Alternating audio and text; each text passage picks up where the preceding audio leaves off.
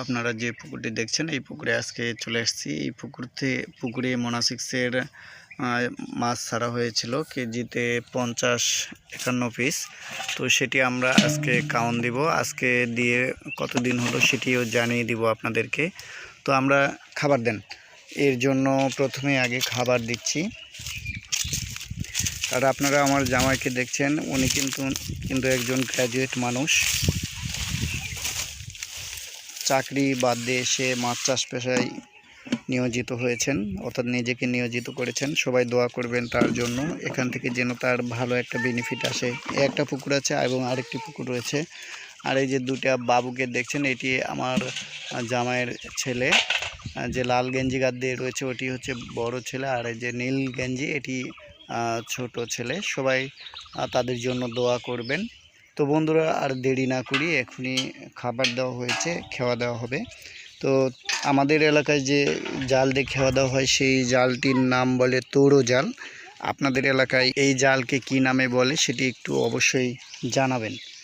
তো বন্ধুরা, আপনারা দেখতে পাচ্ছেন যে মাছ অলরেডি কিন্তু খাবার লেগে গেছে, খাওয়া শুরু করে দিয়েছে। আসলে মাছ তো খাবার খেলেই তো ভাল লাগে, খাবার না খেলে তো ভাল লাগে না। আসলে এই একটা জিনিসই কিন্তু চাষিদেরকে আকৃষ্ট করে।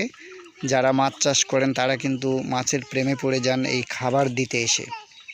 তো আমরা দেখছি যে মাছ লাফিয়ে লাফিয়ে খাচ্ছে, অর্থাৎ মনে হচ্ছে যে পেটে প্রচণ্ড পরিমাণে ক্ষুধা রয়েছে, সেই ক্ষুধার জন্যই তারা খাচ্ছে। তো এখনই খাওয়া দেবো আমরা, খাওয়া দেওয়ার পরে কাউন্ট দেবো, কেজিতে কয়টা হলো সেটিও জানিয়ে দেব। তো আমরা যে মাছটি দেন, যে মাছটি ছাড়ছিলাম সেটি কেজিতে 51-50 পিস। তো খাওয়া যাই হোক সুন্দরভাবে মেললো না, তো আপনারা মনে কিছু করবেন না। তারপরে কিন্তু অনেকগুলো মাছ উঠবে। তো আমরা একটু পানি নিই, পানি নেওয়ার পরে বালতিতে মাছগুলো তুলি, দেখি কাউন্ট দেওয়ার পরে কয়টাই কেজি হয়। তো বন্ধুরা, অলরেডি আমরা এই যে এখানে রাখছি, যে পাতিলে রাখছি, রাখার পরে কাউন্ট দেওয়ার পরে কেজিতে কয়টা হলো সেটি আপনাদেরকে জানিয়ে দেব। তো আপনাদের যদি কারো মোনাসিক্স মাছ লাগে সরাসরি আমাদের সাথে যোগাযোগ করবেন। আমার ইউটিউব চ্যানেলে নাম্বার দেওয়া রয়েছে, তাছাড়া আমার যে নাম্বার রয়েছে সেই নাম্বার আমি বলে দিচ্ছি। আরেকটি খাওয়া দেবেন? আচ্ছা দেন, সেই নাম্বারটি আমি বলে দিচ্ছি, 01722647221।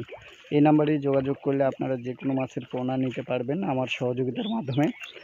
তো বন্ধুরা, আমাদের দেশে যারা চাষি ভাইরা রয়েছেন প্রত্যেকেই কিন্তু কঠোর পরিশ্রম করেন। তো তাদের কঠোর পরিশ্রমটা যেন সার্থক হয় এবং এই পরিশ্রমের বিনিময়ে যেন চাষিরা সামনের দিকে এগিয়ে যেতে পারে, সেই প্রত্যাশা এবং দোয়া নিয়ে আমি অলরেডি কাজ করে যাচ্ছি।